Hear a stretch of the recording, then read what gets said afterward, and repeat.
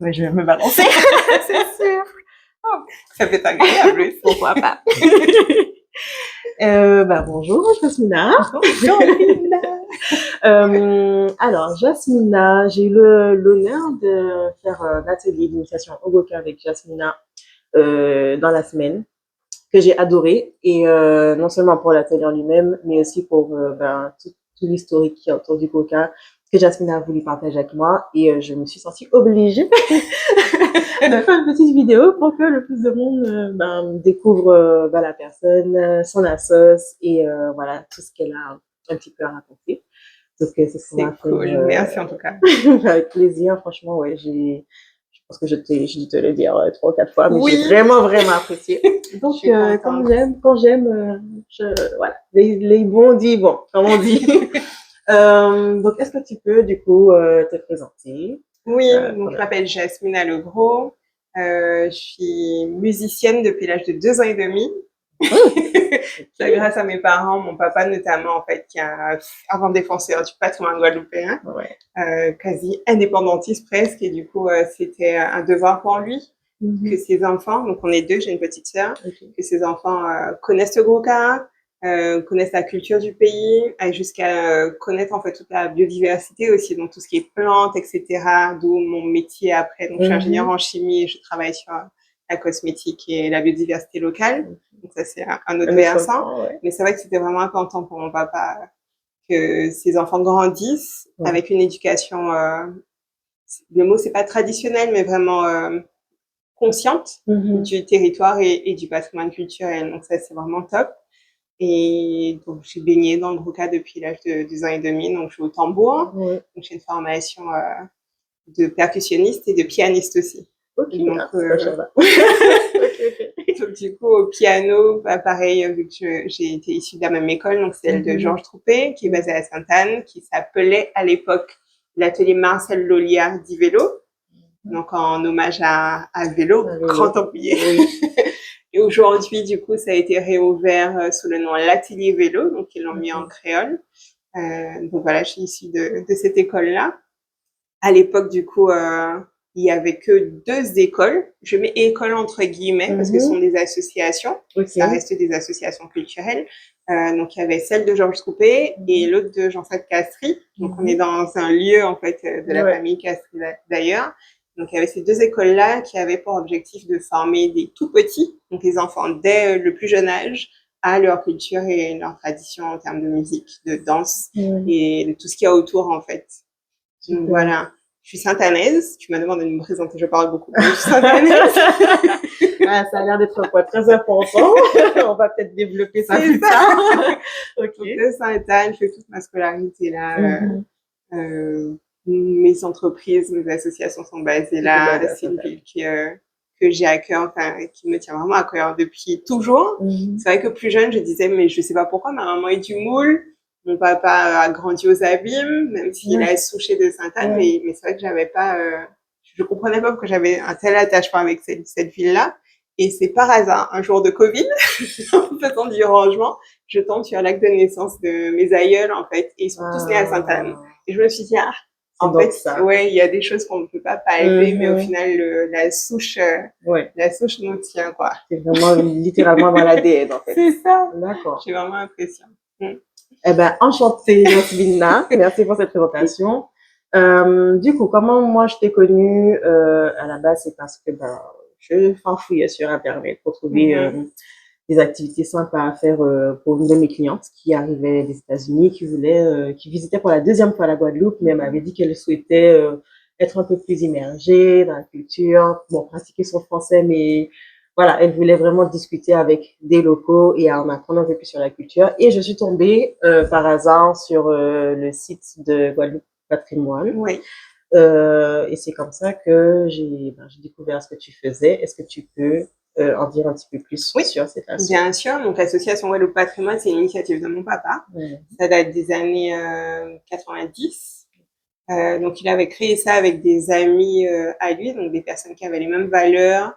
Et l'idée, à la base, ça tombe bien qu'on soit sur le site de Boisjolan, en fait, parce que tout part de là. Tout part de cette histoire-là.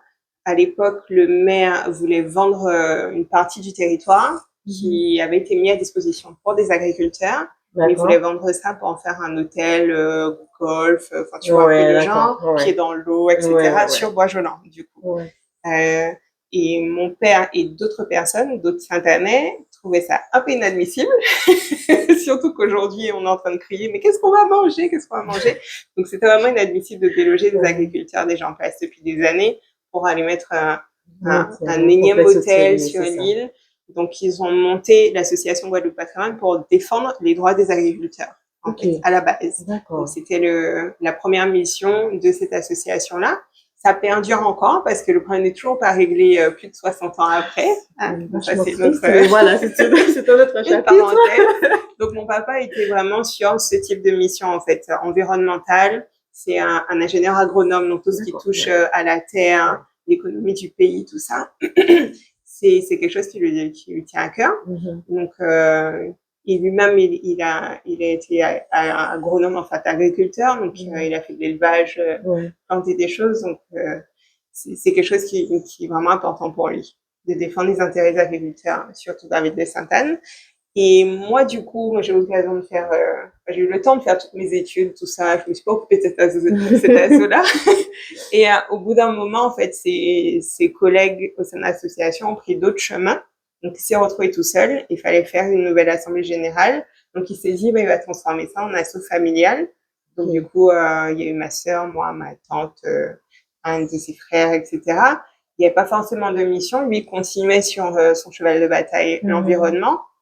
Et ce n'est que lorsque je suis partie faire mes études en France que j'ai vu l'intérêt et j'ai compris le message de Georges Troupé, donc qui était mon professeur de musique, quand il disait « on sait jamais où la musique va t'emmener en fait. Apprends, on ne sait pas ce que ça peut faire. Si ça se trouve, c'est ce qui va mettre de l'argent de poche dans tes mains, quoi. Une fois que tu seras parti et que tu as envie de donner 2 cours de gros cas à des personnes qui ne connaissent pas ta culture. » Et c'est exactement ce qui s'est passé. Donc, je suis partie faire mes études. Et du coup, une sollicitation par là, 2 par là. Ah, tu viens de la Guadeloupe? Ah, tu joues dans le bon? Oh, c'est génial, j'ai envie d'apprendre. Et j'ai commencé, à donner des ateliers. Et du coup, j'ai demandé à mon père si je pouvais créer une antenne de Guadeloupe Patrimoine en France. Donc, pour faire les choses de manière réglo, que je puisse prendre les sous des gens, en fait, faire des cours, louer une salle, etc. Donc, c'est comme ça que ça a démarré et on était en 2013. Donc, c'est récent, tu vois, entre les années 90 et 2013. Donc, mon implication dans l'association, c'est vraiment en fait à ce moment-là. Où, en France, je participais à la valorisation de ma culture et de mon patrimoine. Donc, j'apprenais quelques pas de danse, j'apprenais à jouer au tambour et je créais une pièce, en fait, à présenter en fin d'année. Donc, voilà, j'ai fait tout ça. C'était génial, ça me plaisait beaucoup. Donc, j'ai continué jusqu'à ce que je rentre en Guadeloupe, où là, ça a pris une autre dimension parce que bon, je suis sur le territoire, quoi. Là, il y avait des choses à faire, du coup. Il y avait des trucs à faire. Donc, ça a vraiment pris une autre dimension. En plus du gros cas, j'ai créé le marché de Noël traditionnel de Guadeloupe. Ça, tu savais pas non plus. Non. Voilà. Je l'apprends aussi. Ça date de 2019. Je suis rentrée vers 2018, en fait, en Guadeloupe. Donc, ça date de 2019 où j'ai lancé ça. Pourquoi? Parce que ça m'embêtait vraiment de voir des marchés de Noël à profusion, mais qui, selon moi, ne collaient pas à notre culture ou à ce qu'on a connu ici, en fait. C'était plutôt les marchés qu'on a l'habitude de voir justement. En France ou autre part, en fait. Et je me dis, mais c'est quoi l'intérêt? Ben oui, d'appeler ça marché de Noël de Guadeloupe, alors que c'est sapin par-ci, c'est neige. Ça collait pas, ça faisait pas sens pour moi. Et du coup, j'ai soumis l'idée à mon père qui a trouvé ça génial. Et pour la première édition, il n'était pas question de faire les salons comme on les voit, c'est-à-dire avec plusieurs stands, des exposants, et puis voilà. Non, du coup, c'était limité à 10 participants, mais on a vraiment sélectionné des Guadeloupéens qui travaillent des ressources vraiment locales avec un savoir-faire qui est vraiment ancré dans le patrimoine depuis un moment. Et du coup, des choses qu'on ne voit pas ailleurs, quoi. Il n'y aura pas 2 fois la même chose parce que c'est vraiment un savoir-faire. Et puis, est-ce que tu peux donner des exemples? La calebasse. La calebasse est travaillée en voiture, voilà, dans des bijoux, etc. Mais là, la personne en question, l'artisan en question, a vraiment développé une technicité pour en faire des boucles d'oreilles qui ne pèsent pas. Donc, c'est comme ce que je porte là, tu vois, comme je sais pas comment on appelle ça, une pointe. Mais sauf que tu as une boucle d'oreille en calebasse, mais qui pèse rien du tout. Donc, ça a été travaillé comme ça, breveté, d'après ce qu'il a dit, pour qu'on puisse porter des choses au quotidien, mais qui n'alourdissent pas les oreilles, qui nous n'abîment pas le lobe, etc. Et que ce soit avec un matériau local. Ils utilisent de la résine aussi pour protéger, donc on peut se baigner avec. Donc, tu peux aller à la plage, ça bouge pas, c'est super léger, c'est très esthétique. Et ça, j'étais vraiment impressionnée de voir jusqu'où, tu vois, la technicité peut aller sur un matériau calebasse, quoi, un pouilly, un truc basique. C'est ça. Et c'est vrai que la plupart des gens ne poussent pas le travail ou la recherche jusque-là. Et c'est ce vers quoi j'ai voulu aller pour ce marché de Noël. Donc, vraiment aller trouver les gens qui font pas de communication, bien sûr. Donc, c'était un gros débat de les trouver. Mais de mettre en avant, en fait, ce travail-là. Donc, c'était limité à 10. Et autour de ça, j'avais fait pas mal de vidéos. J'ai été interviewer des gens, des anciens, pour leur demander comment c'était le Noël traditionnel en Guadeloupe. Ah, ça, c'est bien, ça. Est-ce que tu sais comment? Ben, du coup, non. Et ça m'intéresse parce que, ben, justement, c'est quelque chose que j'ai constaté depuis quelques années. Les traditions se perdent. C'est clair. Particulièrement pour Noël. Et je trouve ça très dommage. Donc, vas-y, dis-moi comment. Donc, ce qui revenait souvent, c'est que pour Noël, c'est le moment nettoyage de printemps, en fait. On est en France, mais la période de Noël, spécifiquement, c'est ce nettoyage-là qui arrive. C'est-à-dire que la maison est nettoyée de fond en comble et il y a des lumières partout. Et là, on sait que c'est Noël, en fait. Nettoyage, lumière. Et c'est tout. Pas de sapin, pas de décoration, pas ce type de trucs qui sont arrivés bien après. Donc, c'est vraiment nettoyage et lumière. Et ensuite, c'est le partage, en fait, faire en sorte que les tables soient pleines pour pouvoir recevoir du monde et surtout partager un repas, partager des rires, partager de la musique, forcément, entre le coup de tambour qui naviguait de maison en maison. Et voilà, c'est ce qui est revenu. Et ça m'a choquée parce que je me suis dit, mais quelle simplicité et quelle humanité, quoi. Et on est arrivé sur un truc super commercial, super impersonnel. Et je me dis, ben, le vrai Noël, effectivement, c'est ça, c'est prendre le temps de choyer l'endroit où on vit pendant toute une année. Tu arrives à la fin de l'année, tu dis merci, merci, toi qui es au-dessus de ma tête. Et je mets de la lumière parce que je pense que ça éveille les esprits. Enfin, il y a tout un tas de significations autour de la lumière, quoi. Et derrière, c'est partager un moment avec les personnes que tu aimes bien, que ce soit la famille, les amis. Et c'est ça, le Noël, c'est ce qui revenait souvent. Il n'y avait pas d'échange de cadeaux. C'était juste... pas de cadeaux. Il n'y avait pas d'échange de cadeaux. Ils ont insisté sur ça. Toutes les personnes que j'ai pu interviewer. Après, je peux me tromper parce que bon, j'ai pas interviewé les 400 000 habitants de la Guadeloupe. Mais c'est ce qu'ils ressentaient. Et ça m'a parlé. Et du coup, ce que j'ai fait à travers les vidéos, c'est que je demandais aussi tout ce qui était traditionnel, comment on faisait le schrob, mais le vrai, celui d'antan, comment était préparé le punch coco, enfin les choses spécifiques qui étaient vues et mangées pendant Noël. Donc dans toutes les vidéos, c'était ça sur la dernière quinzaine du mois de décembre, quoi. Et donc ça, tu les publies où ces vidéos? Sur YouTube, Facebook et Instagram. En fait. Elles y sont toujours? Elles y sont toujours, ouais. Bon ben, je mettrai un petit lien pour que les autres personnes puissent voir aussi. Donc ça, c'est un exemple d'action que j'ai pu mener sur le plan culturel, sachant qu'on ne va pas s'occuper toujours de l'environnement. Et la deuxième grosse action que j'ai pu faire, c'est pendant Covid, dans le cadre du Festival Le Gros Cas. Ça, c'est une grosse manifestation qui a lieu en Guadeloupe chaque année, au mois de juillet. Ça s'appelle même Festival international du Gros Cas, je crois. Voilà. Et là, 2020, avec toutes les restrictions qu'on a eues et tout ce qui s'est passé, le comité a décidé de ne rien faire. Et moi, ça m'a fait un peu mal au cœur. Pour la petite histoire, le festival a mon âge. Donc, je me suis sentie liée. C'est comme si, en fait, on fêtait pas de mes anniversaires. Il y a problème. Deuxième anecdote, c'est que Georges Troupé a fait partie des personnes qui ont monté, qui ont aidé à créer la toute première édition du festival. Donc, à cette époque-là, ça avait lieu sur la plage de Sainte-Anne, la plage du Bourg. Et au fur et à mesure, ils l'ont déplacé sur la plage des Galbas, là où on a eu notre initiation. Et du coup, comment ça s'est réellement fait? Un fabricant de tambours de la ville de Sainte-Anne, donc celui avec qui j'aimerais faire les visites, en fait, les explications autour de la fabrication du cas, il arrive pour la fête de la musique. Donc, au mois de juin, là, le 21 juin, parce que pareil, j'avais fait une action solidaire juste en face du siège de l'association, j'avais oublié ça. Et il me dit, oh, c'est super, le coup de tambour que tu as fait là, pas fait de la musique, en plus c'est filmé, etc. Mais tu sais qu'ils ont rien prévu pour le festival?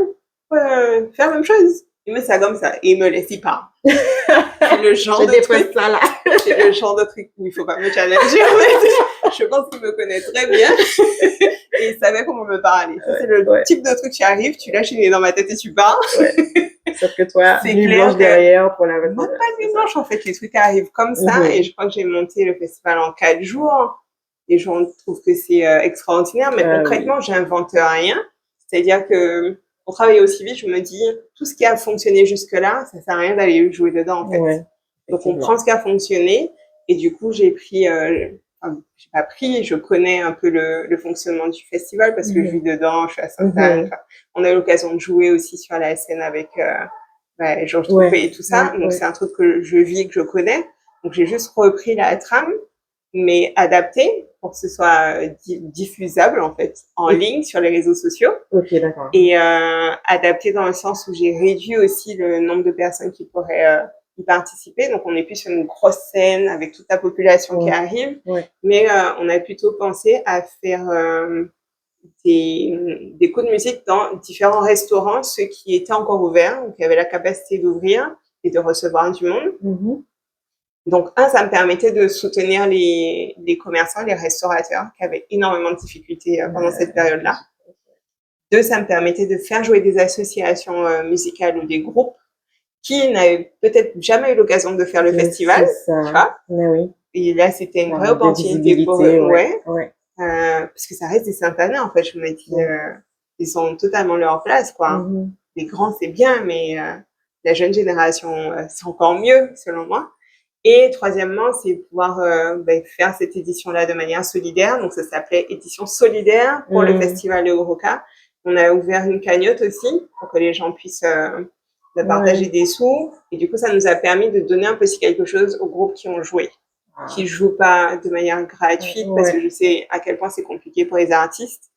Donc, même si c'était 75, 100 euros, enfin, tu vois, une petite somme, mais ça nous a permis de faire un chèque aux associations qui ont participé et même de céder une petite somme au comité du festival, en fait. Donc voilà, ça a été cette action-là et gracieusement, par passion et voilà. Franchement, félicitations à nouveau. Comme je te l'ai dit mercredi, mais je trouve ça extraordinaire. Oui, en 4 jours, et tu vas faire ça, c'est vraiment extraordinaire. Et alors, je sais que tu m'as dit que voilà, tu ne comptais pas faire de compétition avec le vrai festival, mais voilà, j'espère que tu pourras en tout cas dans le futur travailler avec eux pour ramener cette touche-là parce que voilà, ça a dû être un gros travail à organiser, même si tu l'as fait rapidement et que tu as réutilisé voilà ce qui existait déjà et tout, mais en fait, ce que j'aime dans cette initiative-là, c'est que c'est vraiment ta passion qui ressort et que tu l'as fait avec le cœur et que c'est vraiment pour faire vivre le Oroca. Et je pense que, voilà, que à ce niveau-là, la mission a été accomplie et les gens en ont parlé. Du coup, le festival n'est pas mort pendant cette année-là. Donc, c'est tout bénef, en fait, je pense. Tout le monde a gagné, quoi. Tout à fait. En tout cas, c'est ce que je pense. Bravo. bravo. Je voulais juste faire une petite parenthèse. Tu parles, donc tu es satanaise, comme tu l'as dit, avec voilà, et tout. Toutes ces actions-là ont été menées à Sainte-Anne. Est-ce qu'il y a une corrélation entre le Oroca et Sainte-Anne? Pourquoi tout se passe à Sainte-Anne? Voilà. Pourquoi Sainte-Anne, tu la portes autant dans ton cœur? Pourquoi? Voilà. Explique-nous un petit peu. Déjà, par rapport à ma famille, du côté de mon papa, Sainte-Anne de Pur-Souche, parce que Monsieur Troupé est de Sainte-Anne aussi, il a monté son école là, donc du coup, et le premier truc, c'était aider tous les petits Sainte-Annais à connaître leur tradition, leur culture. Et ensuite, Sainte-Anne est l'un des berceaux du Oroca, sans compter Sainte-Rose ou d'autres coins comme ça. Donc, on va vraiment retrouver cette forte vibration où des gros acteurs ou ce genre de choses à Sainte-Anne, vraiment. Et après, je sais pas, c'est ma ville de cœur. Est-ce que je peux mettre des mots dessus? Je sais pas trop, hein. C'est Sainte-Anne-Massif. Je sais pas si t'as déjà entendu cette expression. Sainte-Anne-Massif, quoi. Voilà. Et qui est une très belle ville, d'ailleurs, au passage. Voilà. Bah, super. Alors maintenant, pour parler du coca en lui-même. Est-ce que la question sera vraiment trop générale, mais je vais la poser quand même. Qu'est-ce que le coca? Voilà. Pour ceux qui ne savent pas. C'est ça. Le gros-ca, donc c'est le nom de l'instrument, c'est le nom de la musique, et c'est le nom de la danse aussi. Voilà, on appelle tout ça gros-ca, on s'est pas embêté. Voilà. C'est le même mot partout. Moi, je suis ni maître K ni rien, que je préfère le dire là, parce qu'il y a d'autres personnes qui sont mieux, mais vraiment mieux placées que moi pour en parler. Mais dans tous les cas, ce que je vais dire là, c'est encore ma passion et c'est ce qui m'a été transmis par un monsieur que j'aime beaucoup et que je garderai dans mon cœur pendant très très longtemps. Je le considère comme mon deuxième papa d'ailleurs parce qu'il m'a vu grandir en même temps que mon père. Voilà. Donc monsieur Troupé, c'est ce qui m'a transmis. Donc pour moi, la définition du gros cas va rester que ce que j'ai compris et de ce qui m'a été transmis. En gros, de la part de Georges Troupé, parce qu'en Guadeloupe, personne n'est d'accord concrètement sur certains codes, sur comment il faut faire, et ça me permet de rebondir sur ma volonté d'aller creuser et fouiller et aller rechercher. Et j'avais pris mon petit bâton de pèlerin et j'ai été à la rencontre de tous les danseurs reconnus en Guadeloupe. Des Mario Coco, Raymond Tourin, etc. Jacqueline Cashmere Toll. Je les avais quasiment tous faits. Tout ça pour poser des questions comme tu me l'as fait là, c'est quoi le gros cas? Quels sont les codes? Combien de rythmes? Enfin, toutes les questions qu'on se pose de manière classique pour voir si toutes les réponses sont les mêmes et pour voir si j'arrive à en tirer en fait un enseignement un peu comme le ballet en Martinique qui soit un peu codifié, même si sans forcément l'enfermer dans quelque chose. Et bizarrement ou malheureusement ou bien heureusement, je ne sais pas, il y avait rien de pareil. Nulle part. C'était différent. Tous les discours étaient différents. Le seul truc qui revenait, c'est que le gros cas, c'est de l'improvisation. C'est le seul truc qui revient. C'est déjà bien, on a déjà une base. Tu vois, donc se dire que le gros cas, c'est de l'improvisation et que c'est une musique jeune, que ce soit nous disait ça aussi, que c'est une musique récente, quoi. Ça veut tout dire, c'est que normalement, chaque individu a le droit de s'exprimer à travers le gros cas comme il l'entend. Bien évidemment, il y a des choses à respecter pour qu'on puisse reconnaître que c'est du gros cas, parce que du coup, on peut s'amuser à aller faire de la salsa ou du zouk et se dire c'est du gros cas. Donc, il y a forcément une base codifiée. Mais selon moi, de mon interprétation, en fait, le gros cas, c'est plutôt un art de vivre, une représentation de la société telle qu'elle a été à l'époque et telle qu'elle est aujourd'hui. Et je me suis rendu compte de ça, j'ai conscientisé ça en verbalisant lors de notre atelier, parce que je sais plus quelle question tu m'as posée. Mais c'est vrai que c'était pas conscient dans ma tête. Et le fait d'avoir réalisé ça, c'est comme une prise de conscience, quoi. Tardive, tardive, une prise de conscience. Pourquoi? Parce qu'on parlait du rôle de chacun. Je sais pas si tu te rappelles, le rôle du danseur, le rôle du maquet. Je t'expliquais que chacun a sa place, chacun a son temps d'expression. En fait, l'un ne doit pas marcher sur l'autre comme ça, quoi. Donc, s'il y a chanteur, c'est lui qui va démarrer. En fonction de son chant, les tambouillés savent quel rythme prendre. Il va d'abord appeler les répondants, ceux qui vont chanter le refrain avec lui, les calebassiers, chachaï, etc. Et Wachelamé et compagnie. Donc, il y a vraiment une séquence et un ordre. Les tambours rentrent en dernier, ça t'avait interloqué d'ailleurs. Donc, les tambouillés rentrent qu'après tous ces gens-là. Et ensuite, le maquet, normalement, on ne doit pas couvrir le chanteur quand il chante, mais juste ponctuer. Juste pour la vidéo, est-ce que tu peux dire ce qu'est le maquet? Oui, bien sûr. Les boulas, c'est les tambouillés qui vont tenir la rythmique. Le maquet, c'est celui qui va improviser, donc ponctuer ce que va chanter le chanteur, soutenir ces boulas si jamais il y a un problème, en fait, sur la rythmique. C'est avant tout un travail. Je pense que certains l'oublient. Si le boula n'est pas correct, en fait, il n'y a pas de musique, concrètement. Donc, soutenir ces boulas et ensuite faire un marquage pour le danseur quand il rentre dans la ronde. Et s'exprimer quand il en a l'occasion sur des plages libres. Donc, voilà, ça, c'est le maquet. Donc oui, on parlait des rôles et du coup, en te répondant, je me suis dit, ah ouais, mais c'est un art de vivre qu'on devrait appliquer au quotidien, en fait. À combien de reprises on va couper quelqu'un pendant qu'il parle, Pour imposer sa pensée, on va pas laisser sans avoir s'exprimer. écouté au préalable. Oui. Ouais. À quel moment on va se dire, chacun est unique et c'est ok que chacun s'exprime comme il le souhaite, comme il veut, exactement comme dans le Eurocar au final, tu vois. Quand est-ce qu'on va se dire, oui, il faut savoir écouter pour pouvoir te positionner ou appuyer ou travailler en collaboration. Ouais. Je sais qu'on a abordé cette question-là quand on a essayé d'intégrer des phrases marquées pendant que tu jouais. Ouais. Et ça t'a un peu perturbé. Complètement, un petit peu, complètement, on peut le dire. Et du coup, là, la conversation a tourné autour du fait qu'on doit être vraiment centré sur ce qu'on fait pour bien asseoir le rythme. Donc, vraiment être aligné avec son tambour, son instrument, sa voix, quoi. Mais en même temps, avoir une oreille sur ce qui se passe à côté pour qu'on puisse jouer en cohésion et en communion. C'est vraiment important. Et même ça, enfin, je me dis dans la société dans laquelle on vit, ça sert à rien d'aller t'ouvrir à d'autres si toi-même t'es pas aligné. Tu vois ce que je veux dire? Et ça m'a vraiment fait une prise de conscience. J'ai la chair de poule. Donc merci pour tes questions. Avec plaisir. Parce que c'est vrai que dans le cadre d'ateliers comme ça, j'ai souvent des voyageurs, des touristes. C'est vrai qu'ils sont intéressés, mais tes questions étaient vraiment poussées, pertinentes. Je pense par rapport à ton activité, à ce que tu es venu découvrir. Et c'est vrai que Jacqueline, une américaine que tu m'as permis de rencontrer aussi, pareil. Ces questions étaient assez poussées. C'est quelqu'un qui travaille dans le social et qui cherche à comprendre en fait comment l'humain fonctionne. Donc ça a été des prémices pour moi de réflexion, le fait de la rencontrer.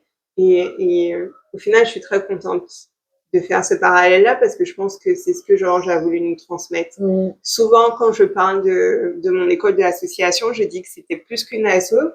Une école de musique, c'est une école de la vie parce qu'il a réussi à instaurer la discipline, le respect dans l'apprentissage de ce qui peut paraître être un hobby ou un loisir, tu vois, mais il y avait quand même de la discipline dans ce qu'il faisait. Il y avait des responsabilités, c'est-à-dire qu'on pouvait être très très jeune, mais tu avais un cahier, toi tu t'occupes de ranger les micros et les câbles aujourd'hui, toi tu t'occupes de ramener le goûter, et ça tournait comme ça, il y avait un responsable du cahier, enfin, c'était vraiment une ville dans la ville, quoi, tu vois, où chacun avait sa mission, on travaillait ensemble, mais on était autonome et puis responsable. Et il n'avait pas peur de nous donner des responsabilités, même très jeunes. Ça, je m'en rappelle aussi. Et je pense que c'est une superbe éducation complémentaire de celle de mes parents, cette association-là.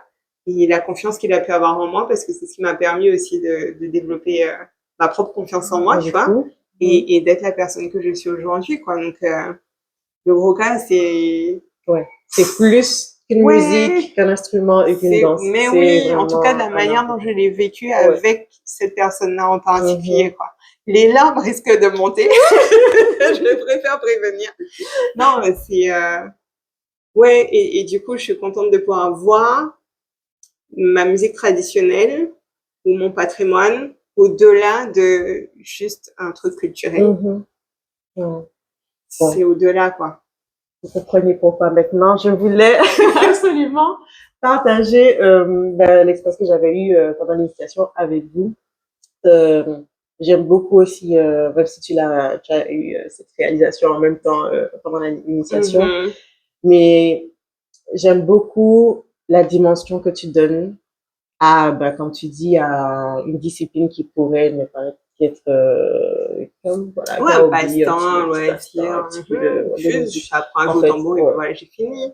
En fait, non, ça c'est bien plus gros que ça. C'est effectivement un art de vivre comme tu l'as bien dit. Il y a toute une philosophie autour et c'est aussi j'allais dire une arme, mais pas une arme, mais un instrument puissant qui a le potentiel de réunir un peuple aussi. Exactement. Mais encore faudrait-il que voilà, chaque personne accepte d'écouter l'autre, c'est ça. Et accepte l'unicité de chacun, voilà, c'est ça. Exactement. Et ce discours-là, c'est Raymond Thorin qui l'a eu quand j'ai été la rencontrer. C'est l'une des interviews que j'ai préférées d'ailleurs, parce qu'elle a cette ouverture d'esprit et ce langage de dire on est tous uniques. Donc si il y a quelqu'un qui arrive, elle m'a donné ça comme exemple, il y a un basketteur qui arrive, je vais pas lui dire de faire des pas de X ou Y. Je lui dis, comment est-ce que tu lances un panier? C'est vrai? Eh ben, mets ça dans ta danse. Tu vois. Et quand elle m'a dit ça, j'ai dit, ah ouais. Et c'est tellement logique en plus. C'est clair. Et penser le Gurkha comme ça, je pense qu'on n'est pas totalement à côté de la plaque, quoi. Ouais. Complètement. Complètement. Super. Pour entrer un petit peu plus dans le technique, justement. Donc là, typiquement, l'initiation que j'ai pu faire avec Jasmina, c'était sur le Gurkha instrument. Oui, voilà. Le tambour. Est-ce que tu peux, donc tu as déjà parlé des différents types de tambours, le maquet et le bila. Donc, moi, ce que j'avais entendu du Gurkha avant, mais du coup, en discutant avec toi, ça a été un petit peu perturbé, c'est qu'il y avait 7 rythmes de Gurkha. Oui. Quelle est ta vision?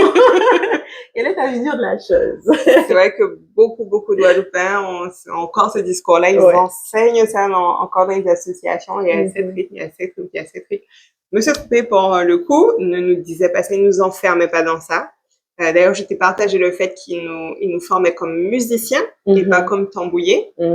Et la différence, c'est qu'un musicien peut jouer dans n'importe quel orchestre, il peut lire n'importe quelle partition, il sait écrire et lire la musique. Donc, c'est comme ça qu'il nous a formés. On a même été certifié, en fait, parce qu'il avait un lien avec la Confédération musicale de France. Donc, il a fait un super taf. Ok, c'est du tambour, c'est de la musique de rue, comme certains diront, mais on est musicien, en fait. Ouais. Et là, chapeau bas pour ce monsieur-là, qui a su innover dans les années 80, 90. Et je suis super fière d'avoir suivi ce parcours-là, parce que ça me donne plusieurs cordes à mon arc, quoi. Donc, du coup, on est formé en tant que musicien, percussionniste. C'est-à-dire que tous les rythmes qu'on peut entendre dans les coups de tambour autre part, il a mis ça sur une partition. Je trouve ça trop fort. C'est fort, hein. C'est super. Ouais. Et à quel point c'est fort, c'est qu'aujourd'hui, un de mes meilleurs amis, Arnaud Dolmen, qui est batteur que je pense que toute la population connaît maintenant, on était dans la même section. On a évolué en même temps à l'école de musique. Aujourd'hui, Arnaud peut écrire sa musique et donner ça à un pianiste étranger, un saxophoniste qui vient d'Asie, un japonais, peu importe. Et ces musiciens-là vont pouvoir jouer du Gurkha, en fait. Je sais pas si tu mesures le truc. Non, c'est puissant. Les musiciens de n'importe où peuvent jouer du Gurkha. C'est-à-dire que tu fermes tes yeux, tu mets le son, tu peux pas dire que c'est pas Guadeloupéen qui joue. Tellement ça sonne Gurkha. Et ça, pour moi, c'est la force de Georges Troupé. Et c'est la puissance de sa capacité de transmission, en fait. Et je pense, comme Arnaud me l'a souvent répété, parce que en fait, on est tous un peu tristes, quoi, d'avoir vu sa disparition, enfin, un peu subite et tôt, enfin, il est parti tôt, mais il m'a répété, il y a quelques temps, il a fait son travail, il a fait sa mission. Maintenant, toi, qu'est-ce que tu en fais? Tu vois? Et le fait de m'avoir dit ça, je me suis dit, ok, mais en fait, il a passé le bâton, hein. Pas le choix. Il a passé la flamme. Donc après, c'est à nous de continuer cette transmission-là comme il la faisait. Pas simplement te dire, ok, c'est 7 rythmes, t'as appris le grage, le kalaja, le truc, c'est bon, on a fait avec ça. Non, ça va vraiment au-delà de ça. Et quand j'en parle ou quand je reçois quelqu'un et que je dois parler de ma culture et du Gurkha, je dis jamais il y a 7 rythmes. Je dis par contre, tu entendras ça partout. Moi, je suis ok, il y a 7 et plus, en fait. Déjà, pour un seul et même rythme, donc, j'ai eu l'occasion d'écrire un livret. Donc, pour chaque rythme, il y avait au moins 3 ou 4 variations. Sur le grage, donc il appelait ça grage numéro 1, grage numéro 2, grage numéro 3, tu vois, la même chose pour le mandé, le léros, etc. Déjà, entre les îles, c'est ce que je te partageais. L'île, la Grande Terre, la Basse Terre. C'est vrai qu'on dit Guadeloupe, mais à la base, c'est 2 îles, déjà. La façon de jouer, l'émotion qu'on va mettre dans le rythme, c'est différent. Les frappes aussi seront différentes. Même dans le créole, en fait, si on prête l'oreille, c'est différent. Donc, du coup, comment on peut s'arrêter à cette rythme, quoi? D'un côté, certains te diront, il y a le grand jambel parmi les 7. D'un autre côté, on te dira, il y a le pas de jambel parmi les 7. Mais c'est pas la même manière de jouer. Donc, si on rajoute, ça fait déjà 8. Enfin, tu vois, au niveau mathématique, il y a un petit problème. Les calculs sont pas bons. Il y a un petit problème. Donc, du coup, même les roses, il y a les roses Jabrin, les roses Indessois, c'est le même rythme, mais deux façons de jouer différentes. Et ça, pour moi, c'est totalement logique parce que le Gros-Ka est né comme le créole, une espèce de mixité de différentes ethnies, des influences même coloniales qu'on a eues ici. Si on le voit sur le roulé, c'est ce que je te partageais, tu vois. C'est vraiment un métissage pas possible. Et se dire qu'on va enfermer un métissage, pour moi, ça n'a pas de sens, en fait. Parce que métissage... Par définition, en fait. C'est un truc ouvert. C'est un mélange. Oui. C'est un mélange. Donc, du coup, entrer dans la technique, oui, les plus joués, c'est Tomblac. Ça, tout le monde sera d'accord. Tomblac, voilà, les roses, Grage, Kaladja, roulé, grande jambelle, pas de jambelle. On a d'autres encore. Tu entendras peut-être le sobo, à la piétonne, à Pointe-à-Pitre. Tu entendras le takout, le 6-8. Ça, il y a d'autres rythmiques ou polyrythmiques. Ça dépend de la manière dont chacun a envie de s'exprimer. Mais ça reste du Gros-Ka, en fait. Ça reste du Gros-Ka. Et pour moi, le Gros-Ka étant une philosophie, ça s'arrête pas forcément au nombre de rythmes ou au type de rythme qu'il y a dedans, quoi. Mais c'est vraiment une philosophie. Super. Merci beaucoup pour ce partage. Dernière petite question. Mais ça, c'est vraiment, là, j'y pense tout de suite, là, en t'écoutant parler. Mais je connais la réponse de toute façon. Est-ce qu'il y a un aspect du Gros-Ka que tu affectionnes particulièrement, que tu préfères alors déjà entre les trois composantes du Gros-Ka, donc danse, parce que je suppose que tu danses aussi. Oui, je danse. Mais j'ai pas appris. Je crois que je te l'ai dit en plus. Mais ce qui est drôle, c'est que je n'ai pas appris à danser le Gros-Ka en Guadeloupe. Pourquoi? Parce que j'ai démarré, j'avais 2 ans et demi, on m'a mis sur un tambour. Sur un tambour, et puis c'était ça. Et moi, c'était histoire d'amour. Moi, le tambour, je suis boula, et c'est un truc que j'aime. C'est vrai que les gens auront tendance à se dire que le maquet, c'est le plus important. Mais s'il n'y a pas de boula, le maquet n'a pas de place pour s'exprimer, en fait, concrètement. Et je pense qu'il faut aimer, moi, j'aime, en fait, tu sais, le roulement du rythme comme ça. Un rythme qui est placé, les sons graves qui t'emportent, ce truc te met en transe. J'aime ça. Je suis boula, en fait. Ça, il n'y a pas de... Et j'ai cherché, du coup, à côté, j'ai cherché à apprendre le marquage. Je me suis intéressée à la danse. Comme je te disais, j'étais à la rencontre de tous les danseurs Gros-Ka sur le territoire. Mais la danse Gros-Ka ne m'a pas attirée autant que la danse afro-cubaine. Je ne sais pas pourquoi, faut me demander pourquoi. Me demande pas. Je ne demanderai pas. Mais ça m'a attirée d'une force. Autant la transe que je ressens en jouant au tambour, c'est la même que je ressens quand je danse l'afro-cubain. Mais je ne joue pas, je fais pas les percussions afro-cubaines, tu vois. Donc, j'ai un pied là, un pied là. Et c'est ce qui m'a emmené à travailler sur les similitudes, en fait, entre les musiques afrodescendantes. Donc, le Brésil, la musique du Brésil, la musique de Cuba, la musique de Martinique, la musique de Guadeloupe, et les origines, donc les musiques africaines. Et notamment d'origine béninoise. Et quand j'ai commencé à faire ça, c'est incroyable comment les rythmes se mêlent comme ça. C'est-à-dire un rythme afro-cubain va se mêler à un rythme de Gros-Ka et un rythme béninois en même temps. Et tu sens que c'est la même racine. C'est juste impressionnant. Au niveau des pas aussi, je me suis liée avec une association sainte-anaise, la Couvéranda, qui se développe vraiment énormément. Donc, c'est notre école de musique. Ils font musique et danse aussi. Ils sont à la rue Le Thiers. Donc, la rue principale, c'était la rue principale de la ville. Donc, la Couvéranda, j'ai l'occasion de les emmener avec moi au Bénin pour qu'on fasse ce travail, en fait, d'échange culturel.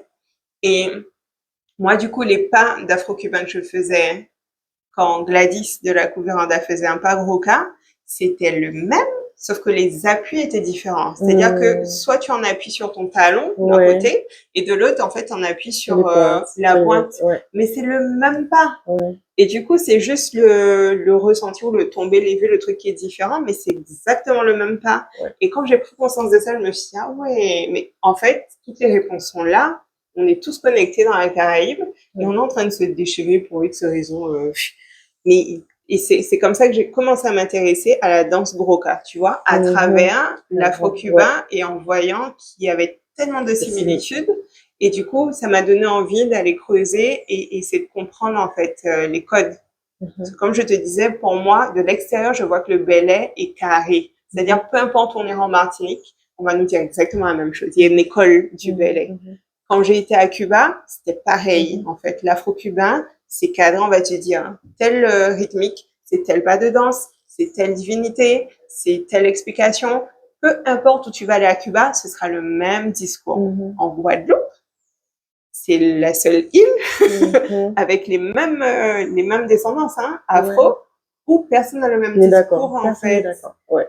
Et du coup, moi, dans ma folie utopique, je me suis dit, si jamais je vais étudier tous ceux qui sont cadrés, peut-être que, tu sais, avec des embranchements comme ça ou des réflexions communes, je vais pouvoir retomber sur le discours qu'on est censé avoir en Guadeloupe pour avoir la même école, tu vois.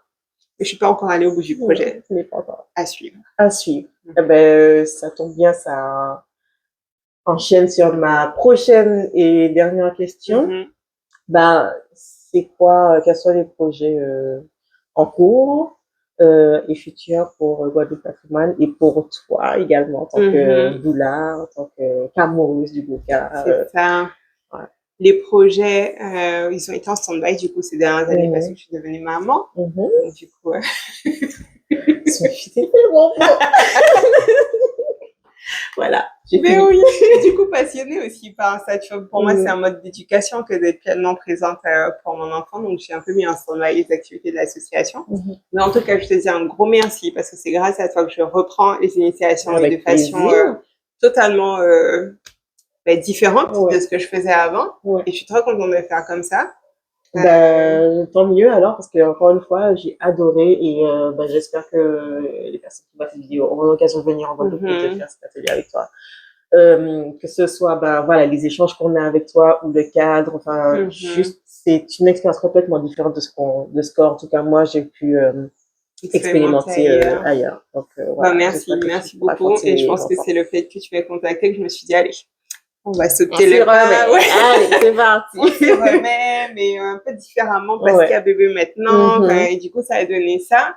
Et ça m'emmène sur ta question des projets futurs. Projets futurs, je pense que l'idée pour moi, c'est de m'écouter un peu plus. Très important. Voilà, l'art de vivre gros cas, là, m'a donné une bonne calotte. Et du coup, je me dis, l'idée, en fait, c'est de vivre de la manière dont tu as envie de vivre et arrêter de copier sur un schéma sociétal ou un autre. Et moi, les voyages, j'adore, donc c'est pas une coïncidence qu'on se soit rencontrés, je pense. Et transmission, la passion, l'art, créativité et voyage, ça c'est moi. Parfait. Et du coup, pour mes projets futurs, que ce soit pour l'association, pour mes entreprises, je pense et j'espère pouvoir faire un mix de tout ça, et proposer des trucs qui puissent m'aider à valoriser en fait tout notre patrimoine. Parce que peu importe ce que je vais faire entreprise, association, moi, ce qui me tient à cœur, c'est valoriser notre richesse et notre patrimoine. Eh bien, je t'y encourage fortement et je te souhaite beaucoup de succès. Merci. Dans tous tes projets. Et moi, je suis persuadée parce que quand il y a la passion dedans, et voilà, chez toi, on le ressent à 1000%. Je pense que tu as une aura, tu brilles, passion. Enfin, voilà. Quand il y a ça dedans, je pense que rien ne va pouvoir t'arrêter, en fait. Tu vois, à partir de là. Et que du coup, le succès est la seule issue, hein. Donc, c'est ce que je te souhaite. On t'entend. Voilà. Merci beaucoup pour cet échange.